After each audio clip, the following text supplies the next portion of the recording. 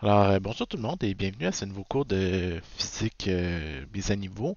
Aujourd'hui, on continue l'étude de l'optique géométrique en s'attardant au comportement de la lumière quand elle traverse les lentilles. Euh, Évidemment, la grosse différence, je vous dis tout de suite, là, la grosse différence entre un miroir et une lentille est dans le fait que la lentille est transparente puis le miroir est opaque. Donc, vous allez voir qu'il y a beaucoup de parallèles, beaucoup de parallèles à faire entre les lentilles et les miroirs courbes. En particulier, on avait deux types de miroirs courbes. On avait les miroirs convexes et les miroirs concaves.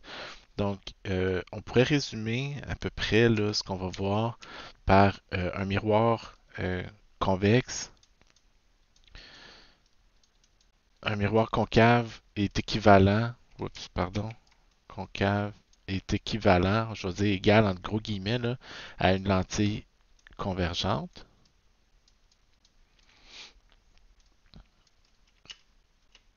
Puis un miroir convexe est égal, entre guillemets, à une lentille divergente. OK.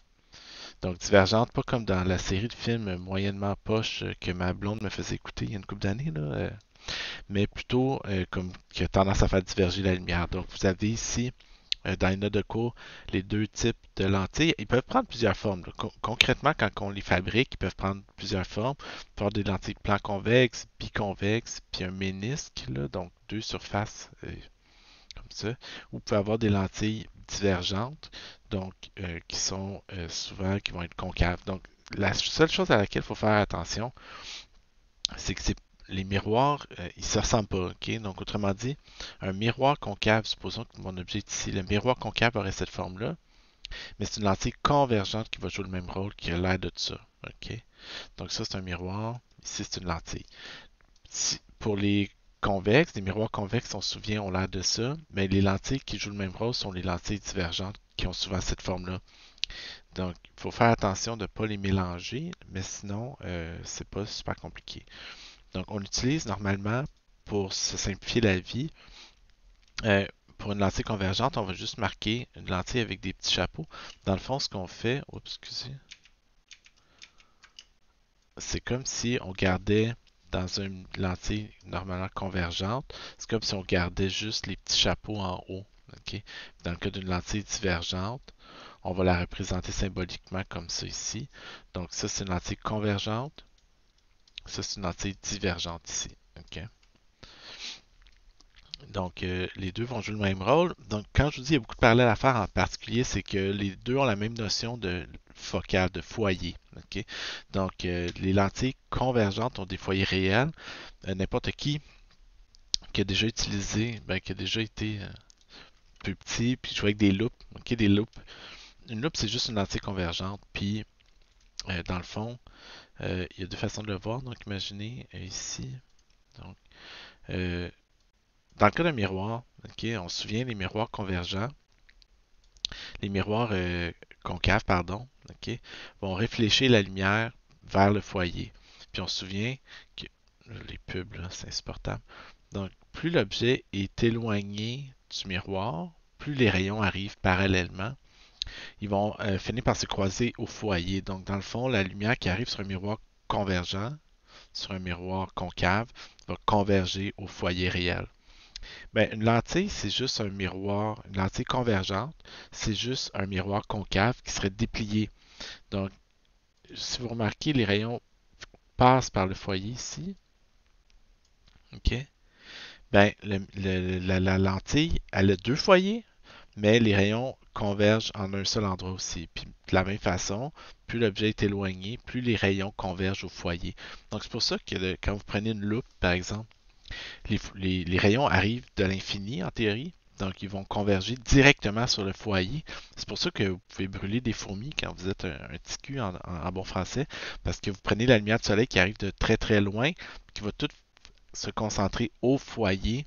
Donc c'est pour ça que évidemment ben, ça va faire brûler des pauvres fourmis. OK? Mais on remarque la même chose, donc les rayons c'est la même chose. Un rayon parallèle va converger vers le foyer. Un rayon qui passe par le centre de la lentille ne sera pas dévié.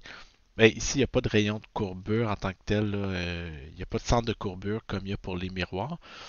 Donc ce miroir-là, ce rayon-là est légèrement différent, on va y revenir. Puis un autre rayon qui passe par le foyer et qui continue parallèle. Donc dans les miroirs, on aurait parallèle, foyer, foyer, parallèle. On a la même affaire. Parallèle, foyer, foyer, parallèle. Sauf que comme la lentille est transparente, il faut mettre un foyer de chaque côté.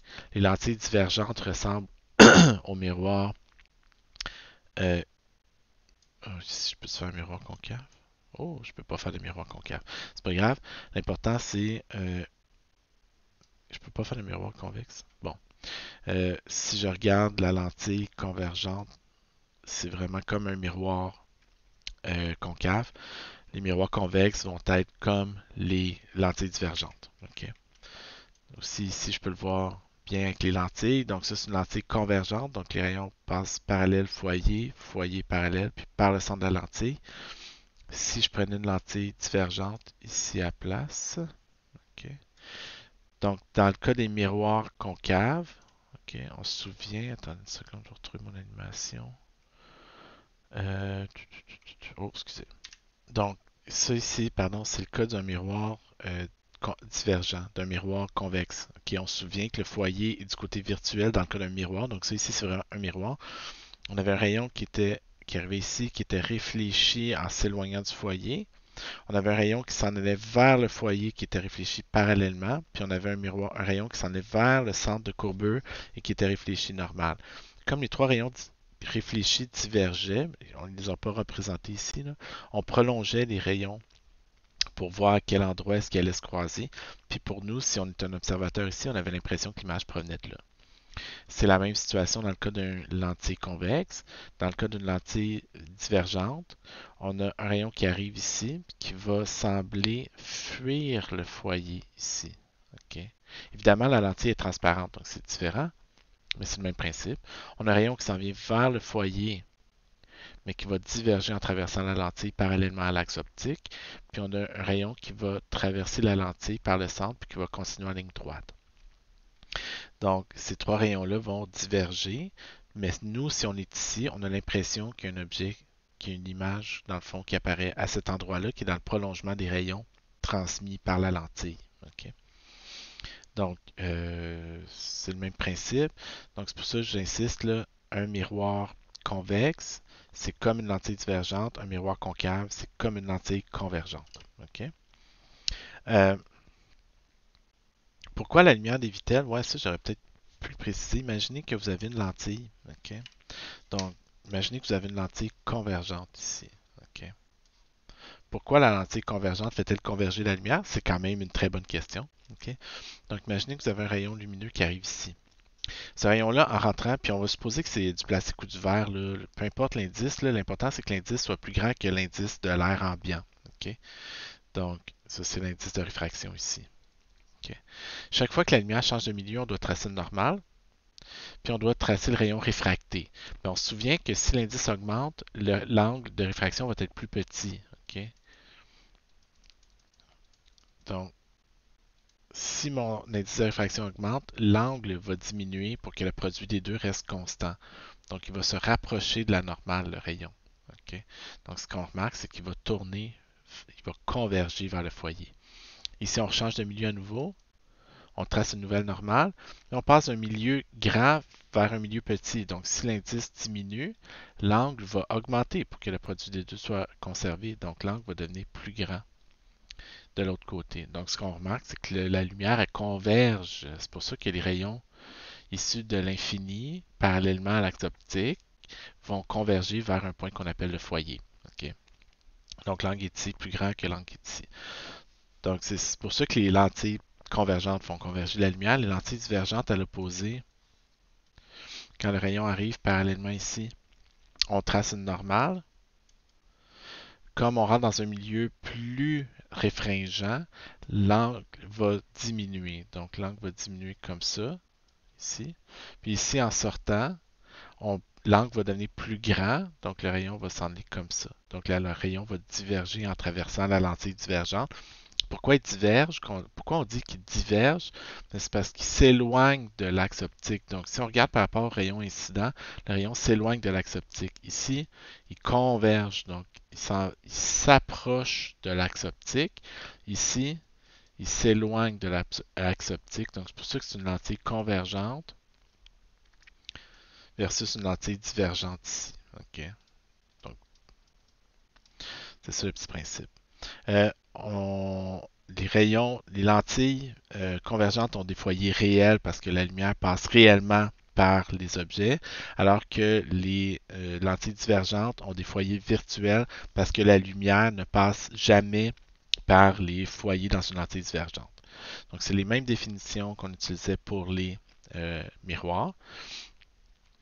Une notion différente, on appelle la vergence d'une lentille, la puissance d'une lentille, mais pas la puissance en termes mécaniques comme travail fait par unité de temps. Là. On parle à quel point la lentille est efficace pour faire tourner la lumière, pour faire dévier la lumière. Donc, ce qu'on remarque intuitivement, c'est que plus le foyer, mettons, si on prend une lentille divergente, convergente, pardon, plus le foyer de la lentille est rapproché, pardon, donc, plus le foyer est rapproché, plus le rayon converge rapidement. OK? Donc, plus F est petit, plus le rayon converge rapidement. Donc, on va appeler C la vergence d'une lentille, qui est sa puissance, qui est inversement proportionnelle à sa longueur focale. Donc, plus la longueur focale est petite, plus la vergence est grande. Plus la vergence est grande, plus on va dire que la lentille est puissante parce qu'elle réussit à faire dévier beaucoup plus fortement la lumière. OK? Pardon.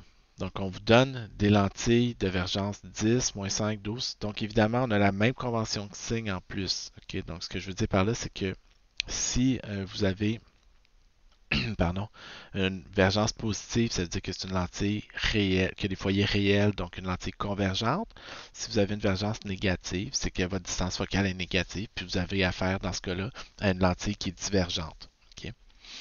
Donc, laquelle possède la plus petite distance focale, celle qui va avoir la plus grande vergence. Donc, on a une vergence de 20 dioptries ici, ça va être elle qui a la plus petite distance focale. Laquelle possède la plus grande distance focale, mais c'est celle qui a la plus petite vergence. Donc là, il faut juste faire attention. Moins 5 versus 3, quelle est la quantité la plus petite? Mais le signe est juste une indication, est-ce qu'on a affaire à une lentille convergente ou divergente? Donc, c'est la lentille de 3 dioptries qui a la plus petite puissance, donc qui a la plus grande distance focale. Donc, celle-là, c'est la 20D, celle-là, c'est la 3D. Laquelle est la plus puissante? Mais celle qui a la plus petite distance focale, la 20D. Calculer les distances focales, il faut juste faire attention aux unités. La longueur focale doit être exprimée en mètres quand on calcule des vergences pour des lentilles. Si on a plusieurs lentilles, qu'est-ce qui se passe? Bien, si on a plusieurs lentilles, ce qui va se produire, c'est que dans le fond, euh, vous allez avoir un objet dont la lumière passe à travers une première lentille, fait une première image. Cette image-là va servir d'objet pour la seconde lentille qui va produire une deuxième image, par exemple. Donc ça, on va étudier ça dans le prochain cours. Mais pour l'instant, si on veut trouver la vergence équivalente, okay, on peut juste additionner la vergence des lentilles. Donc, vous ne pouvez pas additionner les distances focales pour trouver une longueur focale équivalente, mais vous pouvez additionner les vergences pour trouver la vergence équivalente d'un système. Donc, si on vous donne trois lentilles de trois longueurs focales différentes, ben, vous allez calculer les vergences des lentilles 1, 2 et 3, puis additionner les vergences ensemble pour trouver la vergence totale. Donc, des petits exercices très simples. On accole à une lentille convergente de 50 cm de focale une deuxième lentille pour que l'ensemble donne 5 dioptries. Trouver la distance focale de la deuxième. Donc, par exemple, ici, on dit, on additionne les vergences. Puis on dit, on veut que la vergence totale soit de 5.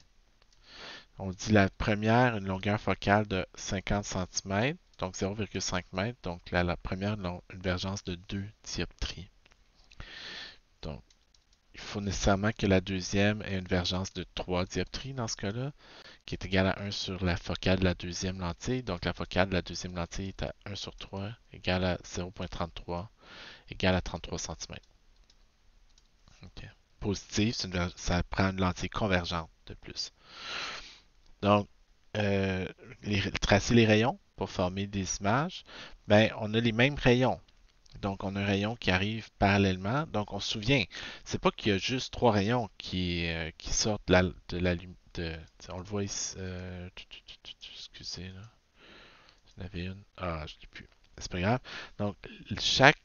Il y a de la lumière qui part dans toutes les directions. Là, ok? L'objet éclaire de façon isotrope, éclaire de façon homogène dans toutes les directions en même temps. Mais ça prend juste trois rayons pour nous pour tracer comme il faut la, euh, la lentille. Ok? Donc, on a un rayon qui arrive parallèlement. Dans le cas du miroir, c'est celui qui arrive parallèlement qui converge vers le foyer. Donc, dans le cas de lentille convergente, c'est parallèle, converge vers le foyer. Le deuxième, c'est foyer parallèle. Donc, il commence en passant par le foyer. Normalement, dans le cas du miroir, il serait réfléchi parallèlement à l'axe. Mais ici, comme la lentille est transparente, il va traverser parallèlement à l'axe. Puis on a ensuite un troisième rayon, lui qui passe par le centre de la lentille et qui continue en ligne droite.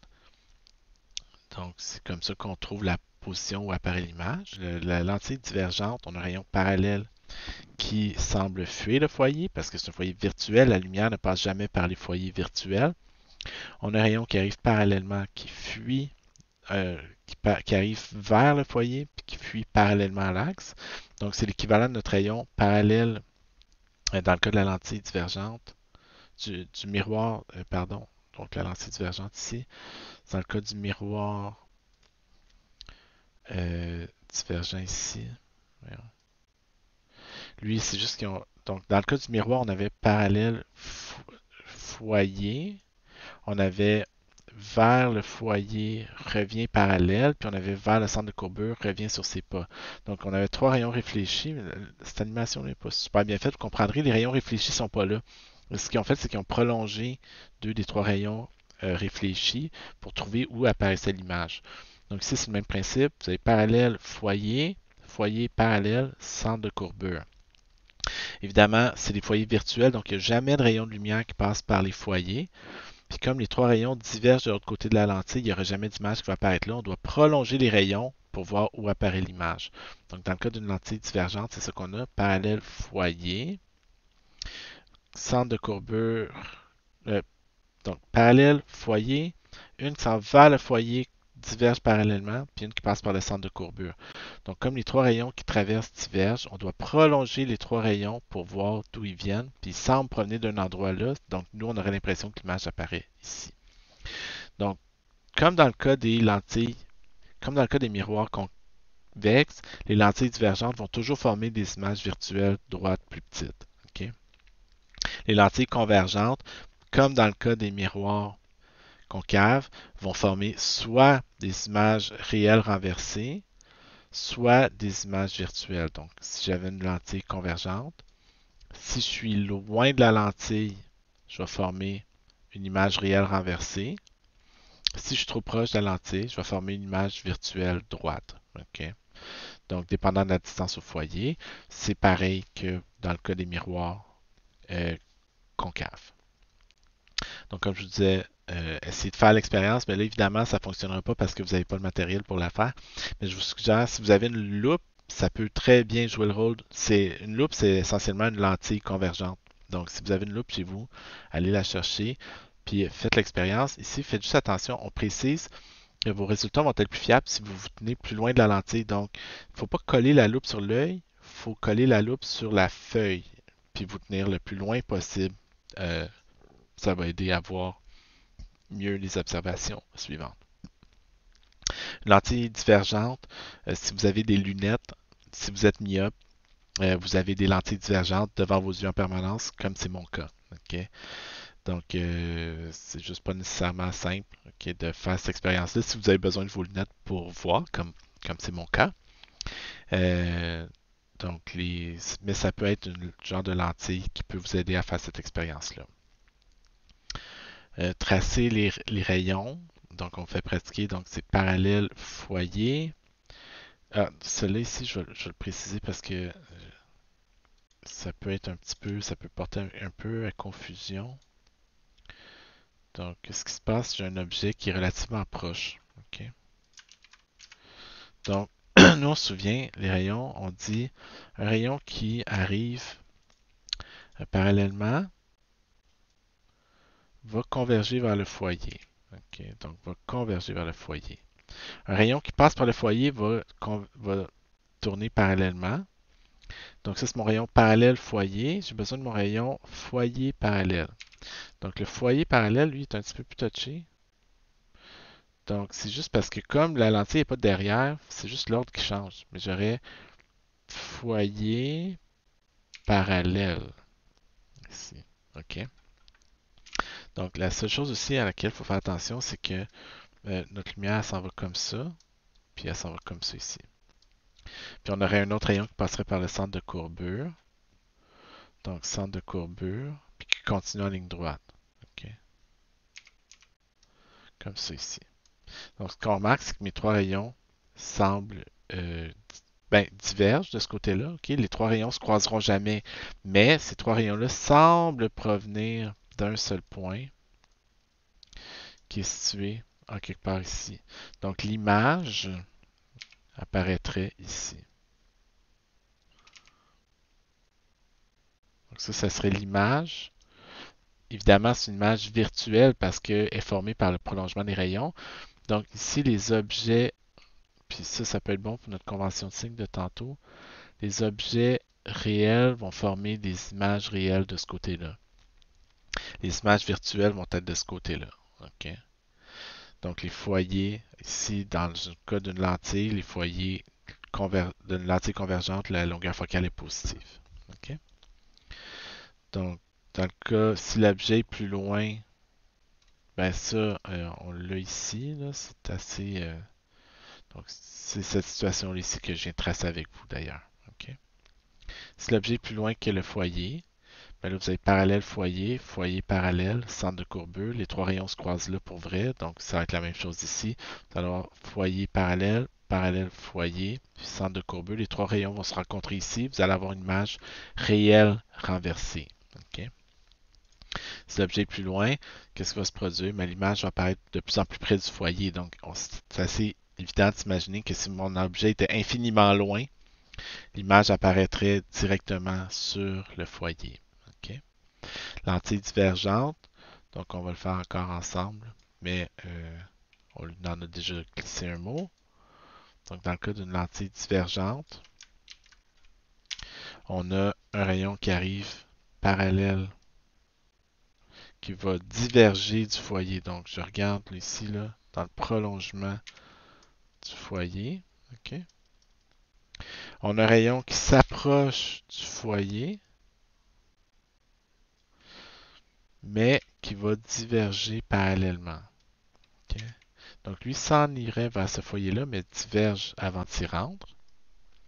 Puis, on aurait un rayon qui passe par le centre de courbure qui continue en ligne droite. Donc, ces trois rayons-là, évidemment, divergent. Donc, on n'a pas d'image réelle qui va apparaître, mais les trois rayons semblent provenir d'un seul point, ici. Donc, c'est ici qu'apparaîtrait l'image de l'objet. OK? Même chose, notre convention de signe nous dit qu'un objet réel de ce côté-là va faire une image réelle de ce côté-là. Les images virtuelles sont donc de ce côté-là. Puis, on a affaire à une lentille divergente, donc sa longueur focale est négative. OK? Donc, vous ferez attention avec la convention de signe.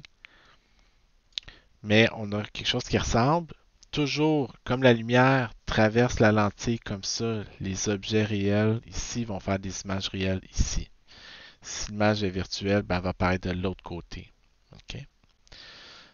Donc, dans le cas du miroir, juste pour parallèle, si vous avez la lumière qui arrive ici et qui rebondit là, les objets réels forment des images réelles ici. L'image virtuelle va apparaître de l'autre côté du miroir. OK? Donc, ça, il faut juste garder ça à l'esprit. OK?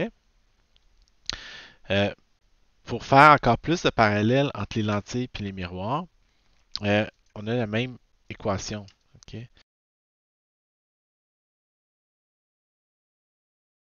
Donc, on a la même équation, les deux mêmes équations en fait, qui donnent la relation entre la position de l'objet et de l'image. OK?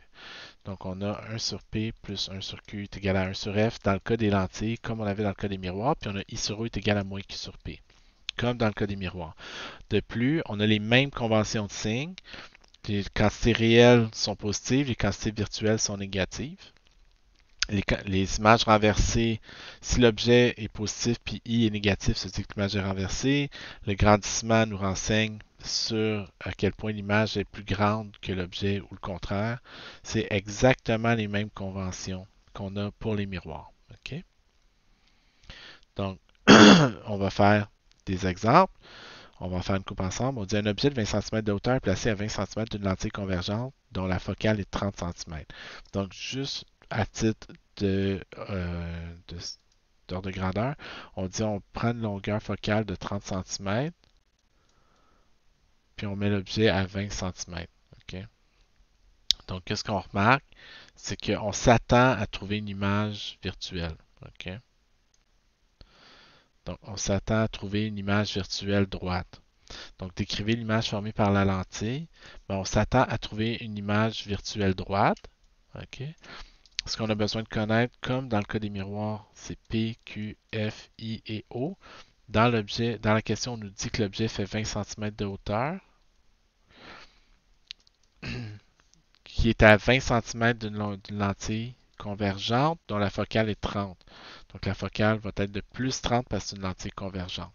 On a deux quantités inconnues, on a deux équations, ça va être super simple. 1 sur P plus 1 sur Q égale à 1 sur F. 1 sur 20 plus 1 sur Q égale à 1 sur 30. Donc je vais mettre sur 60 en fait. OK? Est égal à 2 sur 60 moins 3 sur 60 est égal à moins 1 sur 60. Donc l'image apparaît à moins 60 cm du miroir. Donc elle va apparaître à 60 cm du côté des images virtuelles. OK? Donc 60 cm du côté des images virtuelles ici. Si je cherche la hauteur de l'image, je sais que I sur O est égal à moins Q sur P. Donc I est égal à moins Q sur P fois O, moins 60 fois 20 divisé par 20, moins 60. Donc l'image fait, excusez, Q est égal à moins Q, c'est moins 60. OK?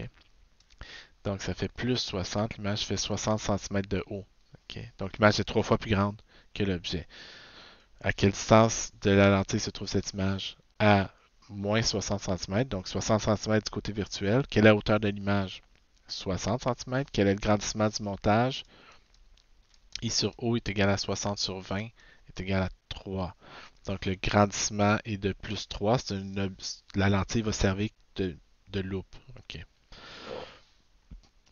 On dit, on place sur un banc optique une source lumineuse de 7 cm à 20 cm d'une lentille divergente de 15 cm de focale. Donc P, Q, F, I, O, toujours les mêmes variables. La source fait 7 cm à 20 cm d'une lentille dont la longueur focale est de 15. Donc, c'est une lentille divergente. Donc, on va mettre moins 15 ici. On sait qu'un sur P plus 1 sur Q est égal à 1 sur F. Donc, 1 sur 20 plus 1 sur Q est égal à 1 sur moins 15. Donc, on va mettre ce même dénominateur qui est encore une fois 60. Vous n'êtes pas obligé, vous pouvez juste prendre votre calculatrice aussi, mais moi j'ai ça. Je ne suis pas super habile avec ma calculatrice, fait que j'aime mieux faire ça comme ça. Moins 4 sur 60. Donc, j'ai mis sur 60. 1 sur Q est égal à moins 7 sur 60. Q est égal à 60 divisé par 7, ce qui donne à moins 60 divisé par 7, pardon. Donc, ce qui donne 5 points. 7. Voyons.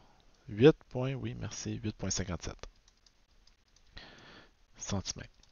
Okay. Donc, l'image apparaît à moins 8,57 cm.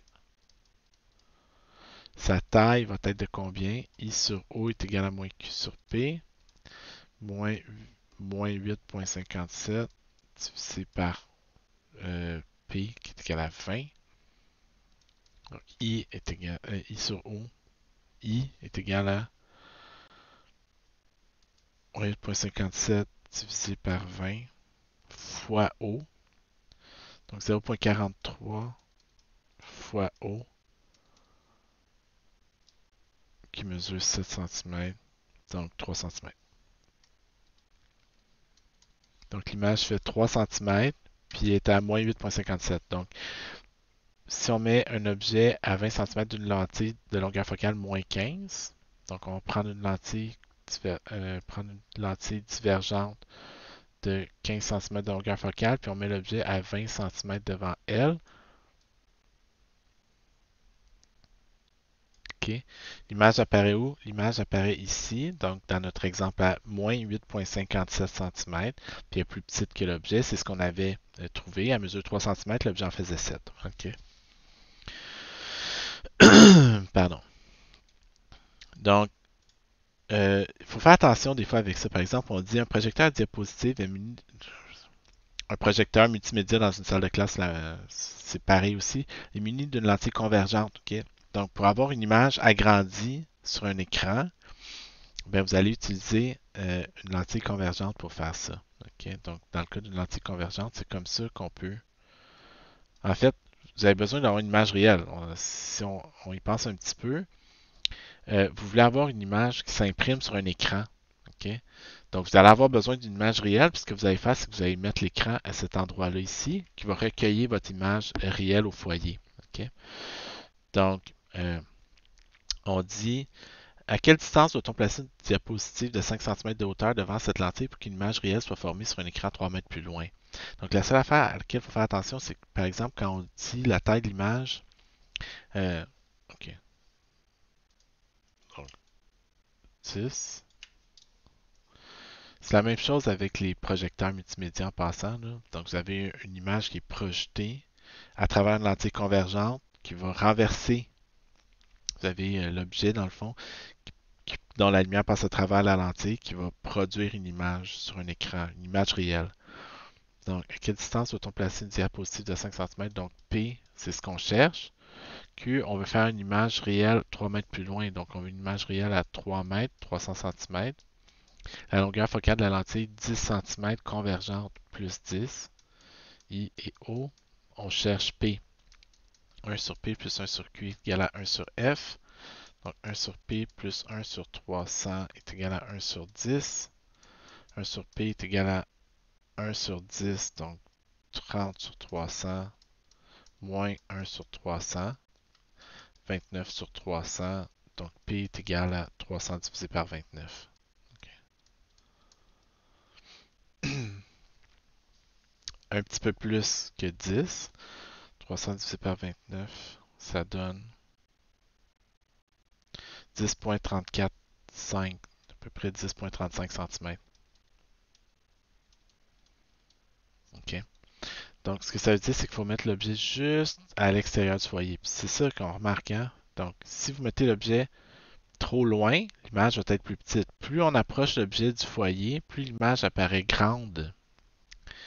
Okay? Donc, en le mettant à la bonne position, on va obtenir l'image qu'on cherche. Si on allait plus proche que le foyer, on ferait une image virtuelle droite. C'est pas ça qu'on veut. On veut que l'image s'imprime sur un écran, donc on a besoin d'une image réelle renversée. OK?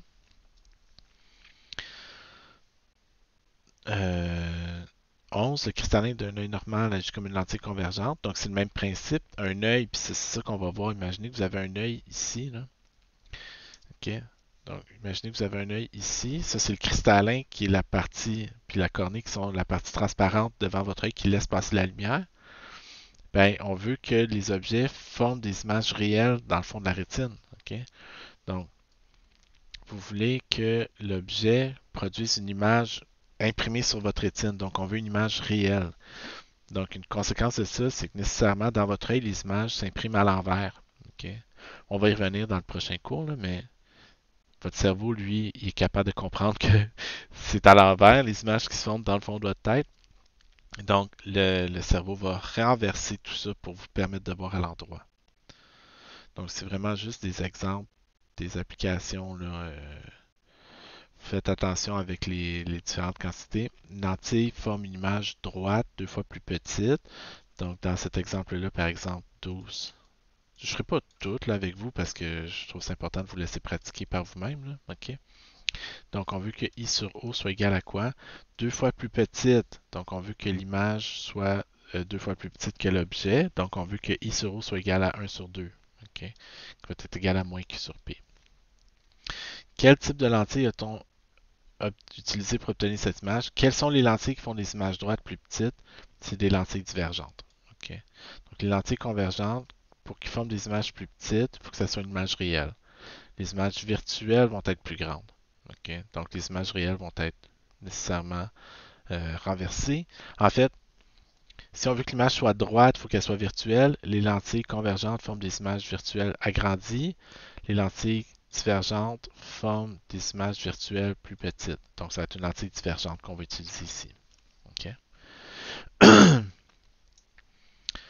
À quelle distance d'une lentille divergente de 40 doit-on placer un objet pour former une image trois fois plus petite? On veut que I sur O soit égal à 1 sur 3. On place un objet de 4 cm à 75 cm devant une lentille convergente de 4 dioptries. Trouver les positions caractéristiques de l'image. Mais 4 dioptries, ça nous renseigne sur la longueur focale de la lentille, qui va être de 25 cm dans ce cas-là. Donc, il faut juste faire attention à ça. Donc, vous pratiquerez les exercices. Familiarisez-vous avec ça. Je vais mettre ces liens-là, ok? Des petites applications comme ça, c'est toujours le fun, là. Ça peut vous aider à mieux illustrer tout ça. Fait que ça va être, je vais mettre les liens sur un Moodle, comme ça vous allez pouvoir le trouver ou dans les commentaires après la vidéo. Donc, ben, bonne étude, puis on se revoit pour le prochain cours.